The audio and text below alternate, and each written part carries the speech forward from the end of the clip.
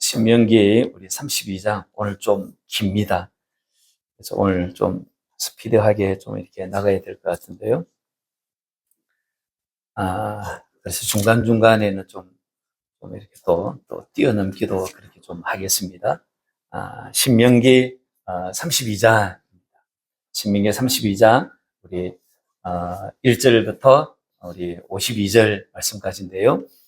우리 1절 말씀, 한 구절 말씀인데요. 우리 한 구절 말씀만 우리 같이 한번 읽었으면 좋겠습니다. 같이 한번 읽겠습니다. 1절입니다. 하늘이여 귀를 기울이라 내가 말하리라. 땅은 내 입에 말을 들을지어다. 이렇게 이제 시작을 하는 게 이제 이 노래의 시작인데요. 30절 한번 보시죠. 31장 30절입니다. 그 앞절 30절, 31장 30절입니다. 같이 한번 보시겠습니다. 그리고 모세가 이스라엘 총회에 이 노래의 말씀을 끝까지 읽어 들리니라. 그래가지고 이제 32장부터가 이제 쭉 이래가지고 43절까지가 이 모세의 노래. 그래, 오늘 이 본문의 말씀을 가지고, 노래의 메시지를 담다라고 하는 제목으로 같이 말씀을 좀 나누겠습니다. 여러분, 우리가 학교 다닐 때 국어 시간에 이와 같은 노래를 배운 적이 있습니다. 우리 한번 비춰보실래요? 이게 이제 어떤 노래냐 하니까, 이 노래 혹시 제목을 아십니까? 이 노래가 서동요입니다. 서동요. 어떻게 알았을까요? 어제 타이핑을 준비한다고. 원래 알고 있었답니다. 저기 서동요예요. 선화공주님은 남몰래 시집 가두고 막동서방을 밤에 몰래 안고 간다. 예, 상문 유사에 나오는 서동요입니다. 백제의 30대 왕이 무왕이라고 하는 왕입니다. 그 왕이 무왕으로 이렇게 등극하기 이전에 이제 그 당시에 신라의 이제 진평왕 때인데 신라의 진평왕의 셋째 딸 선화공주가 절세의 미인이라고 하는 사실이 소문이 가다했던 거예요. 그래서 그 미인이 어떤 미인인가 궁금하기도 하고 또 사모하는 마음도 있고 그렇게 해가지고 몰래 이제 신라의 스라벌에 침입을 합니다. 그리고 나 당시 이제 아이들을 다 이제 불러 모아가지고 지금은 이제 뭐 여러 가지 이제 브이콘 그다음에 짱구 이런 가사들이 있지만 그 당시에는 그런 가사가 없는 거예요. 그 가사를 그때 이제 가사용으로 쓰였던 게 이제 산에서 난 마였다고 그래요. 그래서 산마를 이렇게 늘 캐고 다녔던 무왕 어릴 때 이름이 이제 애칭이 이제 서동입니다.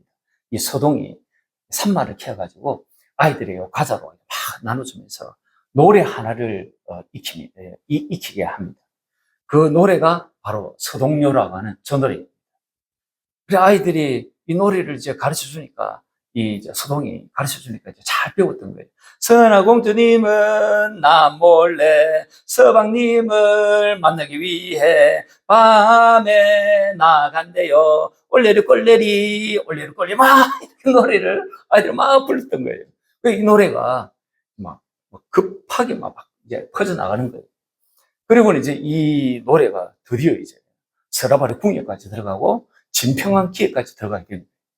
진평왕이 이 노래를 듣고 열받은 선화공주를 부르더니 너가 어떻게 처신해가지고 이런 노래가 이렇게 남사시에 이런 노래가 나오냐고. 그래서 선화공주를 바로 그냥 막 귀향을 보내버려요. 그 기회를 엿보고 있었던 이 서동이 궁에서 나오는 그래서 선화공주의 뒤를 딱 봤습니다. 그리고는 이제 선화공주와 만남을 가집니다. 그렇게 할 때 썸씽이 일어나는 그 썸씽을 계기로 인해 가지고 그가 나중에 선화공주와 절세의 미인을 알죠. 선화공주와 결혼을 합니다. 그게 서동요입니다.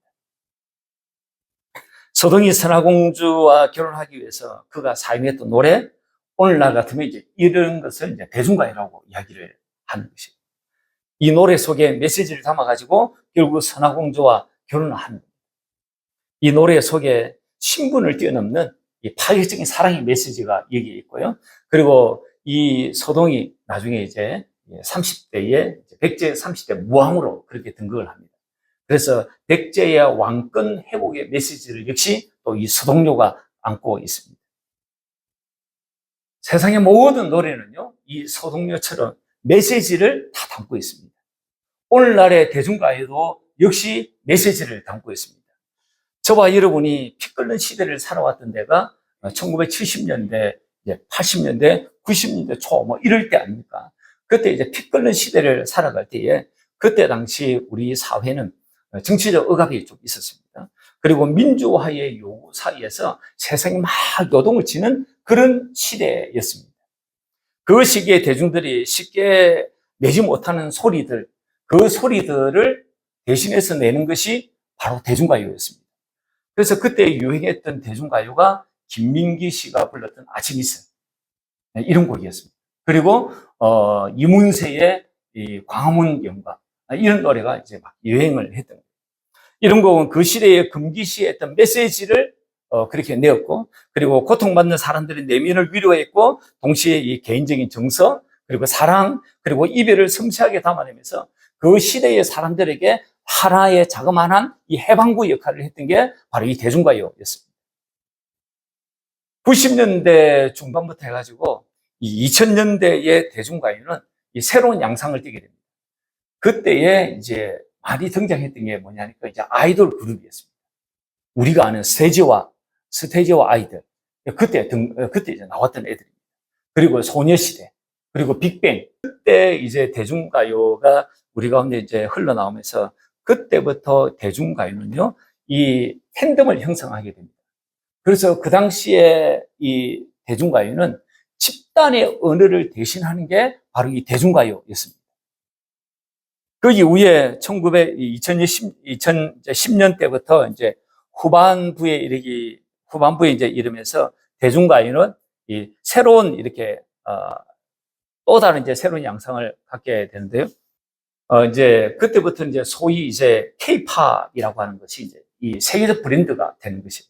그래서 전 세계 대중들에게 메시지를 주는 세계 주류 문화로 자리를 잡습니다. 그때 이제 지금 우리 시대에 이 BTS의 봄날, 그 다음에 태인의 사계, 저도 모릅니다. 태인의 사계 이런 거 모릅니다. 이제 조사를 해보니까, 서치를 해보니까 이제 이런 게 나오더라고요. 이런 메시지가 이제 그런 메시지, 그런 이제 노래들입니다.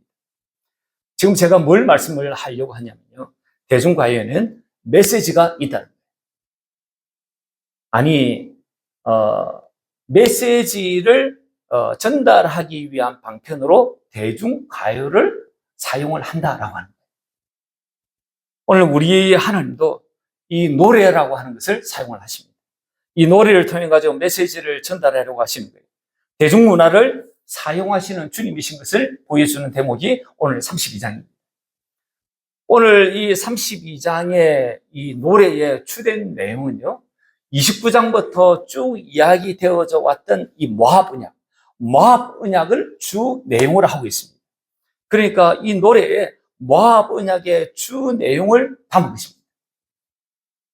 그래서 우리 1절부터 한번 이렇게 보시면요, 32장을 이렇게 좀 문단 나누기를 하자면 저렇게 되어 있습니다. 32장이 저렇게 되어 있습니다. 그래서 1절 우리가 읽었지 않습니까? 1절, 2절, 3절은요, 이게 전문에 해당되는 것입니다. 그리고 정인들이 나옵니다. 그래서 1절을 우리가 보시면요, 1절은 정인 소환을 먼저 합니다. 그래서 1절을 우리가 읽었는데 이렇게 되어 있죠. 하늘이여 귀를 기울이라, 내가 말하리라, 땅은 내 입의 말을 들을지어다. 그러면서 땅과 이 하늘을 소환하는, 정인으로 소환하는 그런 대목으로부터 이 노래가 시작이 되고 있습니다. 그리고 2절, 3절은요, 전문입니다. 전문은 이 종주국으로 비유가 되는 하나님, 봉신국으로 비유된 이스라엘 백성,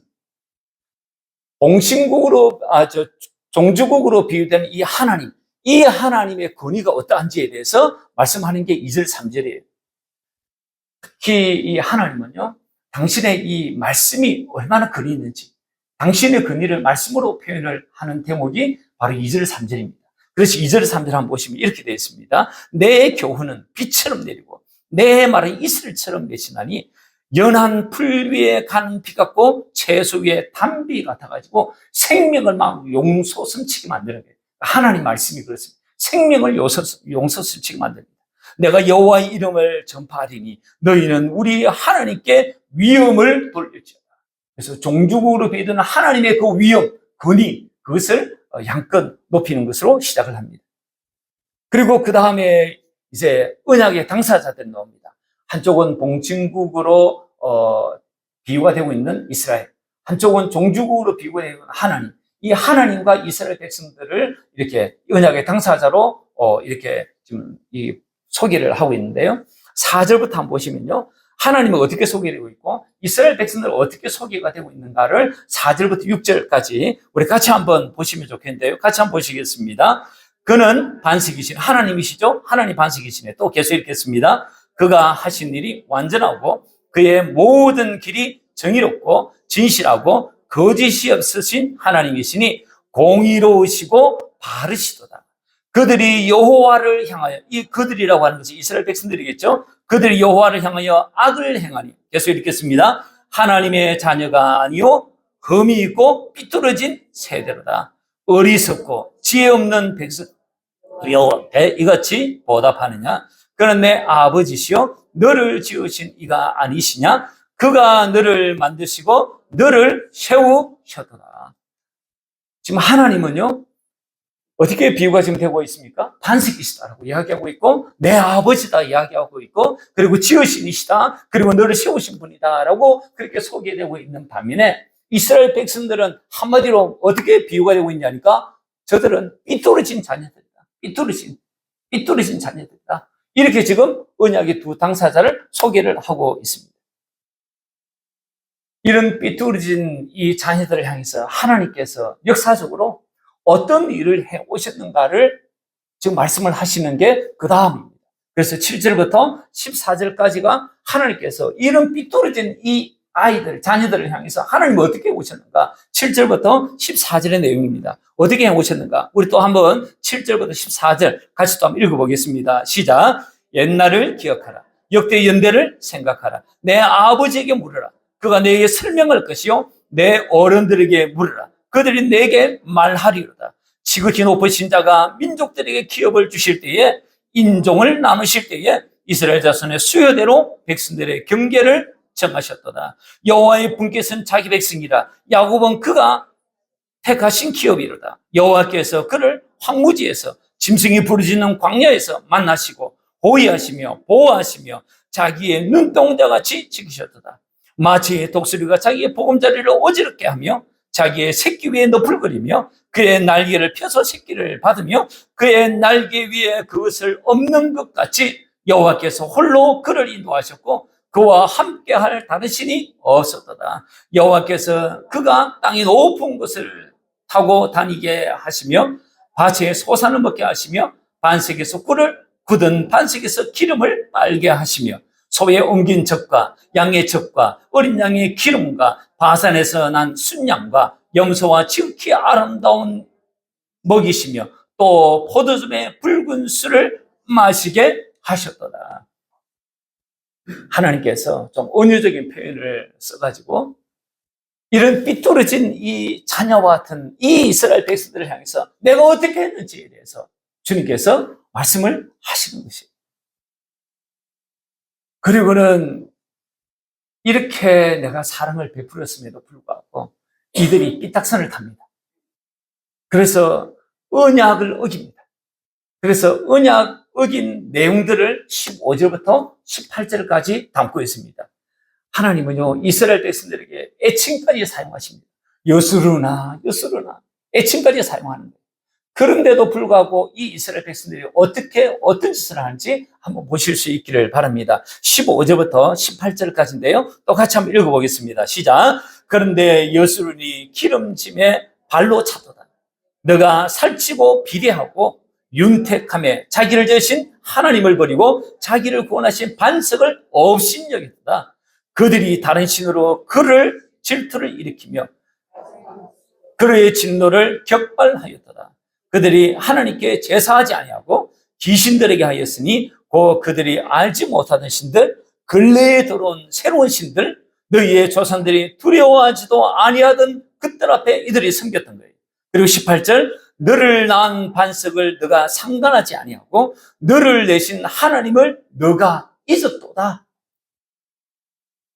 이스라엘 백성들이 어떤 언약을 어겼는지, 어떤 언약의 내용들을 어겼는지에 대한 위반의 내용들을 이렇게 적고 있습니다. 하나님을요, 버렸던 거예요. 하나님을요, 없이 여기던 거예요. 그리고는 하나님 대신에 우상에 자기들 손으로 깎고 만든 그 우상을 섬겼던 것입니다. 하나님은 이런 이들을 어떻게 하실까요? 하나님은 이런 이들에서 너희들이 이 언약을 어길 때 내가 너희들에게 행하는 조치들에 대해서도 그 다음에 이야기합니다. 한마디로 저주입니다. 한마디로 진노입니다. 그 내용들이 19절부터 해가지고 26절까지 나와 있는데 하나님께서 어떻게 징벌하시는지 한번 보실 수 있기를 바랍니다. 16절부터 26절까지인데요. 같이 또 한번 읽어보겠습니다.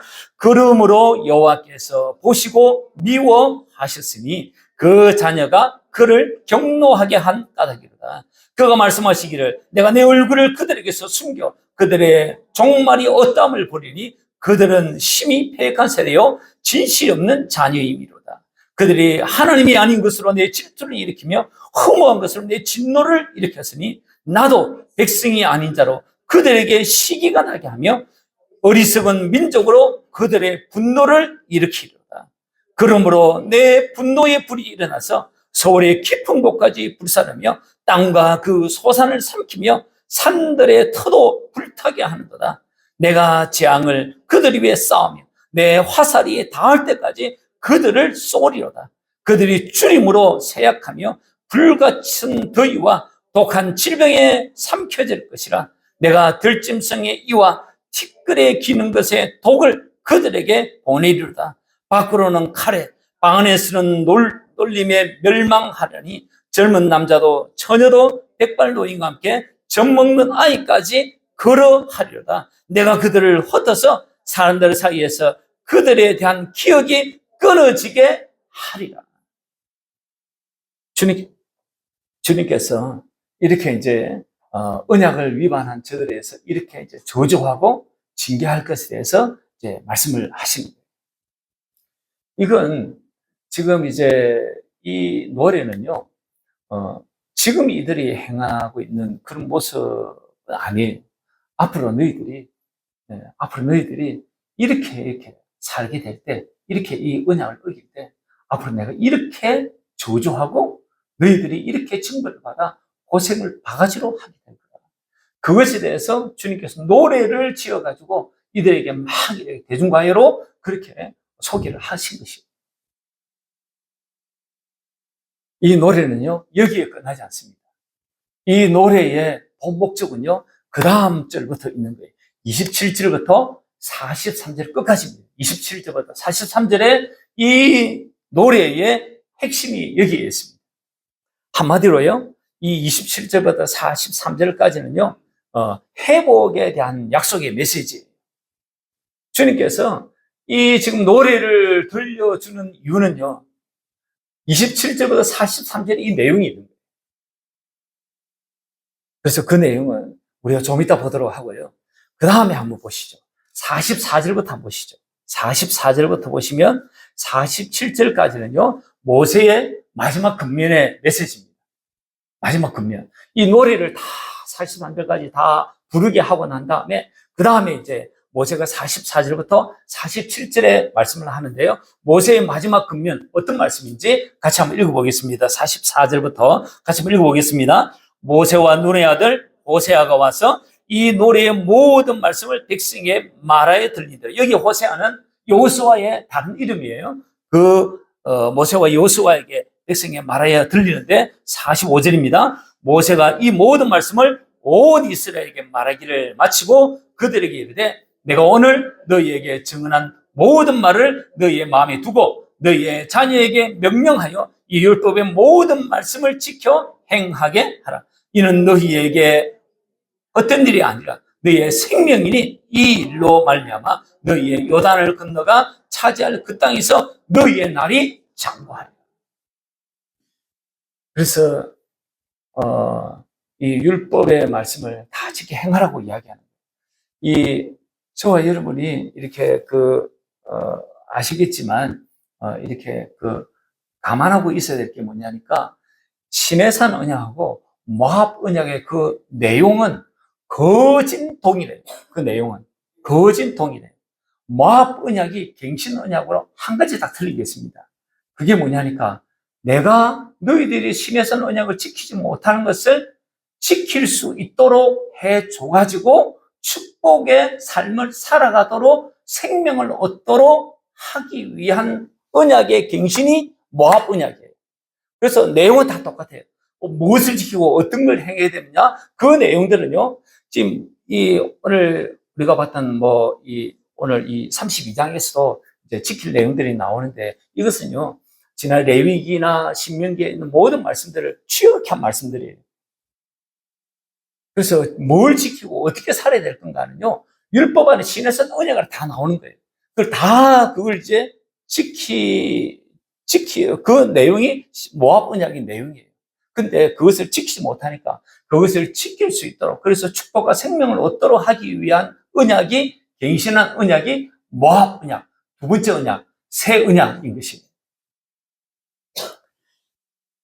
그래서 이게 모세가 마지막으로 권면하는 것은 이 언약을 믿고 실행함으로 이 율법을 지켜야 한다.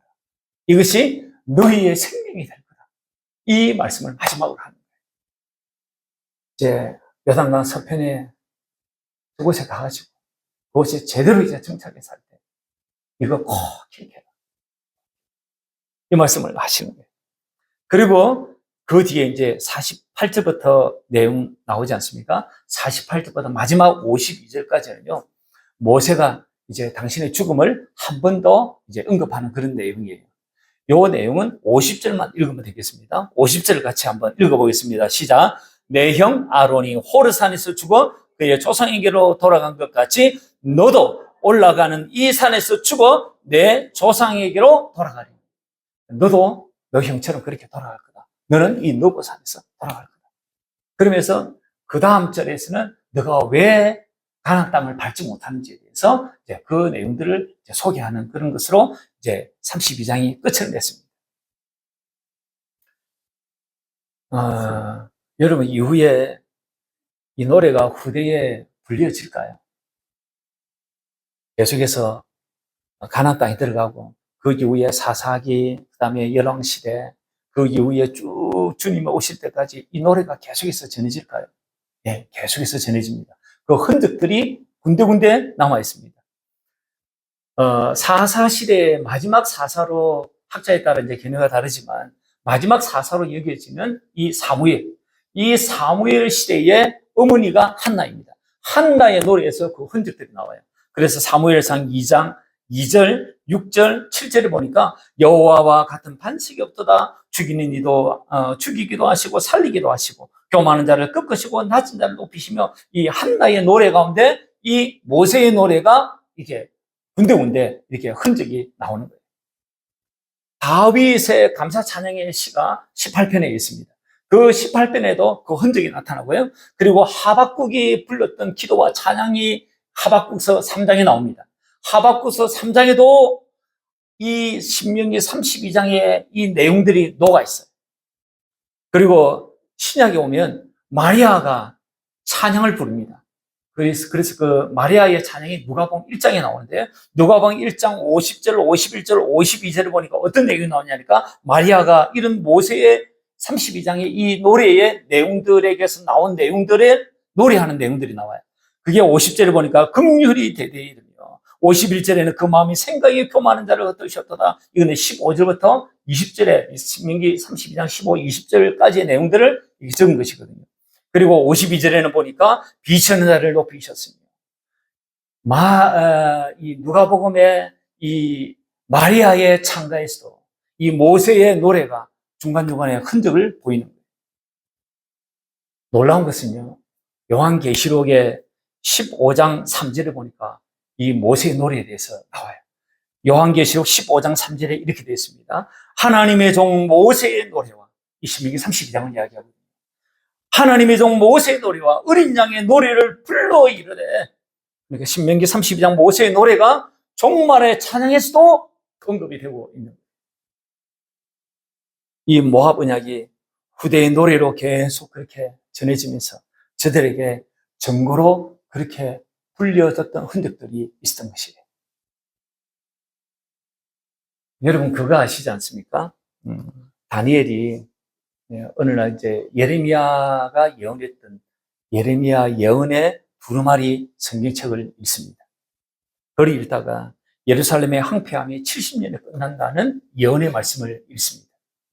그리고는 연수를 계산해 보니까 그 70년이 다 되어 간다는 사실도 알게 됩니다. 그래서 그가 준비를 합니다. 70년이 다 되어 가는 거예요. 그래서 그가 준비합니다. 그 준비하는 과정이 어디에 적혀 있냐니까 다니엘서 9장 2절 이하부터 그렇게 적혀져 있습니다. 여러분 믿음의 사람들의 특징 중 하나는요. 성경을 보면서 하나님의 경륜을 눈치챈다는 거예요. 하나님께서 앞으로 해나가실 일들 하나님의 경륜을 알아차린다는 거예요. 다니엘이 예레미야서 25장 11절 12절 그리고 예레미야서 29장 10절의 말씀을 이 다니엘이 읽어요. 그러면서 포로기한의 시기가 다 되어감을 알아차린 것이죠. 그래서 그가 하는 게 바로 다니엘서에 나와 있는데 한번 보시겠습니다. 저 내용인데요. 우리 같이 한번 다니엘이 이 예레미야의 예언서를 읽고 자기의 이 예루살렘의 황폐함의 시간이 다 되어간다는 사실을 알고 그가 했던 행동이 저 행동이에요. 같이 한번 읽어보겠습니다. 시작. 곧 그 통치 원년에 나 다니엘이 책을 통해 여호와께서 말씀으로 선지자 예레미야에게 알려주신 그 연수를 깨달았나니 곧 예루살렘의 황폐함이 70년 만에 그치리라 하신 것이니라. 내가 금식하며 베옷을 입고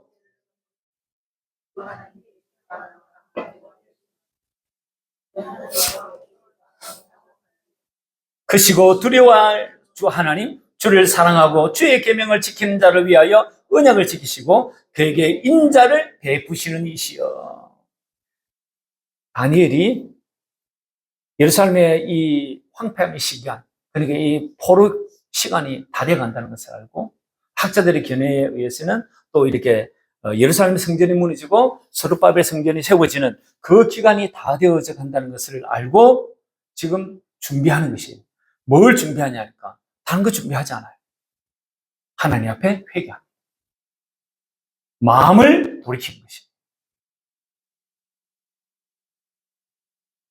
하나님의 사람은요, 성경을 보면서 하나님의 경륜을 읽습니다. 그리고 하나님의 경륜 앞에 자기가 무엇을 해야 될지를 생각하는 거예요. 그 중에 가장 중요한 것은 회개입니다. 다른 말로 하면 마음을 돌이키는 것입니다. 그럼 오늘 본문의 이 모세의 이 증거송을 이스라엘 백성들이 이제 시간이 흘러가면서 이 모세의 증거하는 증거의 노래, 이 증거송을 애들이 막 부르는, 대중가에서 막 흥얼거리는 것을 자기들이 들을 거예요. 많은 사람들은 듣지 않으려고 하겠죠. 왜냐하니까 이 노래를 듣는다는 것은 괴로움이니까요. 그러나 듣는 이들이 해야 했던 게 뭘까요? 그것은 바로 다니엘과 똑같아요. 회개하는 것입니다. 다른 말로 마음을 돌이키는 것입니다. 그러면서 이 증거송이, 증거의 노래가 주는 메시지를 캐치해야 되지 않겠습니까? 모든 노래는 메시지가 있으니까. 주님의 이 노래 안에도 메시지가 있는 것이에요. 그래서 이 메시지가 뭔지를 캐치를 해야 했을 것입니다. 이 노래의 주된 메시지는요, 우리가 오늘 왜 이렇게 생고생을 하고 살지? 왜 우리가 포로 생활을 이렇게 하지? 우리가 왜 고생을 이렇게 바가지로 하고 살고, 왜 우리가 이렇게 저주 가운데, 질병 가운데, 그리고 삶의 유한한 가운데, 우리가 이렇게 가난하고, 그리고 힘겹게 왜 고생을 바가지로 하고 이렇게 살아가지? 인생을 돌아보니 자랑할 것이 수고와 하나님 앞에서 고생한 것, 그것밖에 생각이 나지 않는 거예요. 왜 우리가 이 저주 가운데 이렇게 살아가지? 그것은 언약을, 율법을 지키지 않아서 그렇고, 하나님 말씀을 지키지 않아서 그렇고. 그런데 이런 우리를 하나님께서 다시금 축복하시고 회복시키시고 다시금 살려주시기 위해서 하나님께서 모압 언약을 주셨지. 이 언약을 주셨지. 이 노래를 주셨지. 그래서 그 언약을 기억하고 믿고 하나님께로 돌아가야지. 회복이 주된 메시지인 거예요. 그걸 캐치해야 하는 것이에요. 그래서 중요한 파트가 우리가 오늘 보지 않았던 27절부터 해가지고 43절의 이 메시지입니다. 이 메시지는 크게 두 단락으로 나눌 수 있어요. 하나는 원수에 대한 심판. 하나님께서 원수를 갚아주시는 거예요. 이스라엘 백성들을 하나님께서 저주하고 고생을 바가지로 하게 할 때에 주로 이방인 나라를 택하시거든요. 그래서 이방인 나라들을 이렇게 몽둥이로 사용을 하십니다. 그런데 하나님께서 당신의 백성이 말을 안 들어가고 이방의 나라를 몽둥이로 사용했는데, 근데 이 이방 나라 몽둥이 사용했던 이놈들을 또 주님께서 또 미워하는 마음이 있는 거예요. 내가 내 백성을 치라고 몽둥이로 사용했지만, 근데 이놈들이 또 치는 거 보니까 저놈들이 또 더 미운 거예요. 그런 내용이 담겨져 있습니다. 그리고 36절부터 마지막 절 43절까지는 이스라엘의 회복이 담겨져 있습니다.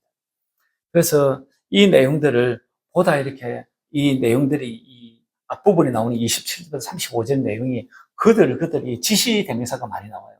그래서 이 부분이 조금 이렇게 좀 이렇게 아리까리해서 쉬움말 성경으로 같이 한번 봤으면 좋겠는데요. 26절부터 해가지고 33절까지 쉬움말 성경입니다. 쉬움말 성경 우리 같이 한번 26절부터 같이 한번 읽어보겠습니다. 시작. 내가 그 백성을, 여기 그 백성은 이스라엘 백성들입니다. 그러니까 하나님이 내가 이스라엘 백성을 흩어버려서, 계속 읽겠습니다. 아무도 더 이상은 그들을 기억하지 못하게 할 것이라고 했지만, 27절, 내 원수들이 기뻐하며 떠들기를 자기들이 강해가지고 이겼지 주가 이기게 한 것이 아니라고 할까봐 그 꼴이 보기 싫어 내가 내 백성을 전멸시키지는 않으리라. 이게 무슨 말씀인지 이해가 되시죠?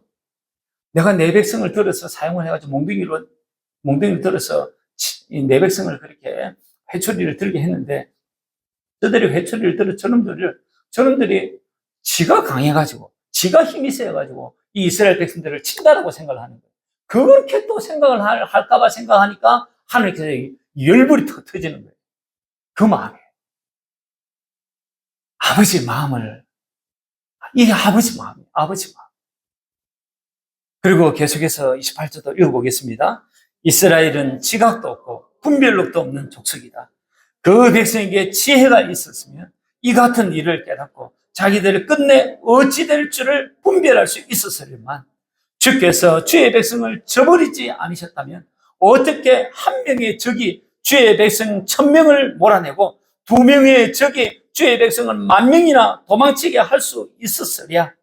대적들의 반식이 우리의 반식보다 못하다는 것을 원수들조차도 인정한다. 그 백성의 포도는 소돔의 포도나무에서 나온 것이고 고모라의 밭에서 옮겨온 것이다. 그들의 포도는 썰이 쓰고 독으로 가득 차 있다. 그 백성의 포도주는 독사의 독이나 마찬가지이다. 나는 이것을 따로 보관해서 나의 지하실에 밀봉해 두겠다. 복수하는 것은 나의 일이다. 내가 반드시 복수하리니 때가 되면 그들이 비틀거리며 넘어지리라. 재앙의 날이 가까웠으니 멸망이 그들을 덮치리라. 원수에 대한 심판을 하나님께서 하신다라고 하는 그런 말씀입니다. 그래서 원수 갚는 것은 우리에게 있지 않아요. 원수 내가 갚으려고 하면 안 됩니다. 원수를 내가 갚으려고 하는 그 순간부터 자기도 괴물이 되는 거예요. 그래서 원수 갚는 것은 하나님께 있는 것입니다. 하나님께 맡겨야 하는 것입니다. 하나님이 하시는 것입니다. 우리는요, 그 원수를 참 쉽지 않죠. 그래서 내 마음으로 못해요. 그 원수를 주님이 사랑을 하십니다. 그 다음에 32장 36절부터 43절은요, 이 하나님의 회복의 메시지가 농축이 되어 있어요. 어떤 내용인지 한번 보시죠. 36절부터 우리 같이 또 한번 읽어보겠습니다. 시작. 주께서 자기 백성을 심판하실 때 그들의 힘이 다 빠지고 또 종이든 자유인이든 자기 백성이 남아나지 않은 것을 보시고는 측은한 마음이 생기실 것이다. 이게 우리 아버지 하나님 마음이에요. 하나님께서요, 당신 자식이 말을 안 들으니까 회초리를 드는 거예요. 그 회초 들여가지고 막 종아리를 치는 거예요. 근데 종아리를 치니까 이놈이 아파가지고 눈물이 뚝뚝뚝 흘리는 거예요. 그걸 보니까 또 마음이, 아버지 마음이 너무 아픈 거예요. 그 아버지의 마음을 지금 이렇게 표현한 것이에요. 그리고 37절 또 한번 읽어보겠습니다. 그때 주께서는 말씀하실 것이다. 그 백성이 반석처럼 의지하는 신들은 다 어디로 가느냐? 그 백성이 바친 제물의 기름기를 받아먹고 포도주를 받아 마신 그 우상들 신들은 다 어디 갔느냐? 그 신들에게 말하여라. 일어나서 너희를 도와달라고 한번 외쳐보아라. 너희를 보호해달라고 한번 외쳐보아라. 그러면 잘 또 도와주겠다. 그 우상 너희들이 그것이 내 나라고 나 참 하나님 여호와라고 그렇게 했던 그 우상 그것들에게 소리 한번 쳐봐라. 너희들이 제사를 드리면서 기름진 거 주고 포도주 주고 그랬던 그 우상 그놈들이 너희들 아우성 칠 때 도와달라고 소리 칠 때 그들이 도와주지. 한 번좀 봐봐라. 그들 가면 도와주지. 하나님 마음이 쏙이 터지는 거예요. 쏙이 터지는 거예요. 그리고 39절입니다. 똑같이 한번 읽어보겠습니다. 이스라엘아 이제는 똑똑히 알아라. 참된 신은 오직 나뿐이다. 나 외에는 다른 신이 없다. 죽이는 이도 나요. 살리는 이도 나다. 상처를 주는 이도 나요. 고치는 이도 나다. 그러므로 내 손에서 건져낼 수 있는 자는 아무도 없다.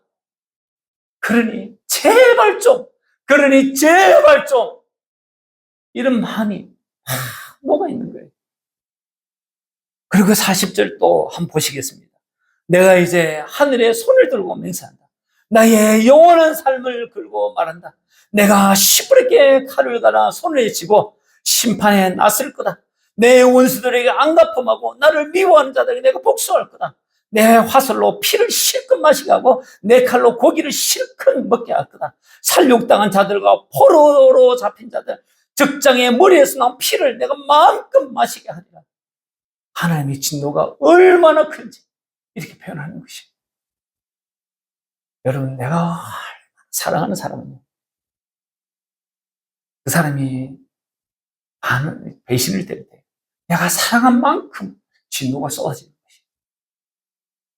하나님이 얼마나 당신의 백성을 사랑했어요.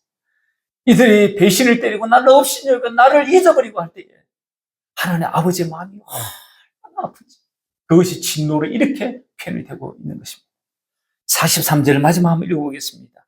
온 세상 만민들이여 이제 주의 백성과 함께 기뻐하라. 주께서 자기 종들을 위해 피의 복수를 해주실 것이기 때문이다. 주께서 원수를 갚아주시고 자기 땅과 자기 백성의 죄를 용서해 주시리라. 이게 이중적 의미가 있어요. 이 땅에서도요 하나님께서 저들을 가름하실 거예요. 심판하실 거예요. 그리고 나중에 백보자 심판대 앞에서도 주님께서 심판하셔가지고 저들을 영원한 지옥불에 던져 넣으실 거예요. 여기서 우리는 주님의 마음을 보는 거예요. 애가 타시는 하나님의 아버지의 마음이 보이는 것이에요. 땅에 있는 자를 아버지라 하지 마라. 너희 아버지는 한 분이시고 오직 하늘에 계신 그분뿐이시니라. 이게 마태복음의 말씀입니다. 이 땅의 아버지를 아버지라 하지 마라. 이 땅의 아버지는 너의 아버지가 아니다. 이 땅의 아버지는 너의 아버지가 아니다. 우리가 아버지가 있는데 유일한 아버지가 있는데 그분은 하나님 오직 그분뿐이다. 이런 아버지의 마음이 저와 여러분이 보여야 합니다. 그러면요 신앙이 철이 됩니다. 하나님을 사랑하게 됩니다. 내 마음이 돌았습니다. 회개가 되는 거예요. 저는 이 스토리가 아버지의 하나님의 마음을 잘 표현한 거라고 생각을 하는데요. 발자국이라고 하는 노래입니다. 발자국이라고 하는 어떤 스토리입니다. 너무나 잘 아시는 것이죠. 어느 날 한 사람이 밤에 꿈을 꿉니다. 주님과 함께 해변을 걷고 있는 꿈이었습니다. 그런데 하늘 저쪽에서 자신의 지나온 날들이 비칩니다. 한 장면씩 지나갈 때마다 그는 모래 위에 두 사람의 발자국이 남는 것을 봅니다. 하나는 자신의 발자국, 또 하나의 발자국은 주님의 발자국이라는 것이죠. 인생 마지막 장면이 자기에게 다 비쳤을 때 그는 모래 위에 발자국을 다 돌아봅니다. 지난 삶들의 모래 발자국을 다 돌아보니까, 그런데 한 사람의 발자국만이 이게 있는 그 장면이 더 많다는 것을 알게 됩니다. 그리고 한 사람의 발자국만 있는 그 시절을 생각해 보니까 그때 자기 인생에 있어서 너무나 힘들고 너무나 어려운 시기, 시련의 그 시기였던 거예요. 그래서 그가 주님 앞에 묻습니다. 주님께서 언제나 저와 함께 해주신다고 약속했지 않습니까? 그런데 제가 보니 어려운 시기에, 이 곤란한 시기에, 힘들고 시련의 그 시기에 하나님 한 사람의 발자국밖에 없습니다. 제가 주님을 가장 필요로 한 그 시간에 주님께서 왜 저와 함께 하지 않으셨는가요? 그러면서 원망 어린 마음으로 주님 앞에 질문을 했습니다. 그때 주님께서 이렇게 대답했지 않습니까? 사랑하는 나의 아들아, 나는 너를 사랑하기 때문에 버리지 않는다. 내 시련의 시기에, 너가 힘들고 어려운 그 시간에 한 사람의 발자국만 보이면서 내가 그때 너를 얻고 그렇게 됩니다. 이게 우리 하나님이세요. 이게 우리 하나님이세요. 말씀을 정리하겠습니다. 모세를 통해 이 전거의 노래를 부르게 한 것은 모압 언약을 맺으신 하나님 아버지를 알고 저주 가운데 돌이켜 생명도 얻고 더 풍성한 삶을 살 수 있는 언약의 백성이라고 하는 것을 알게 하려고 그렇게 이 노래를 부르게 하신 것입니다.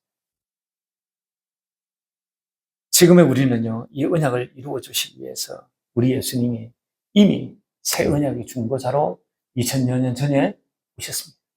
그래서 새 언약을 다 이루어 주셨습니다. 이 언약이 내 안에서 이루어질 수 있도록 주님께서 다 예비를 다 해놓으신 거예요. 그래서 십자가상에 다 이루었다라고 할 때 그것을 다 이루었다라고 이야기하는 거예요. 그 안에는 십자가의 대속의 사건이 반드시 있습니다. 그래서 우리는요, 주님이 다 이루어놓으신 이 새 언약을 우리가 믿어야 합니다. 그리고 이 축복이 내 안에서 반드시 이루어져야 합니다. 반드시 말이죠.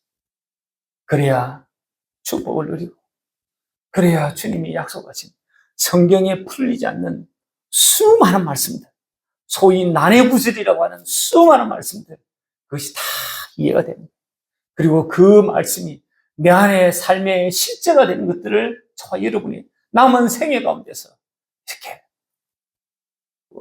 막 내 삶에 일어나는 것을 우리가 간증하면서 그렇게 살아야 할 겁니다. 바르기는 이 은혜와 축복이 저와 여러분 가운데 있기를 간절히 바랍니다.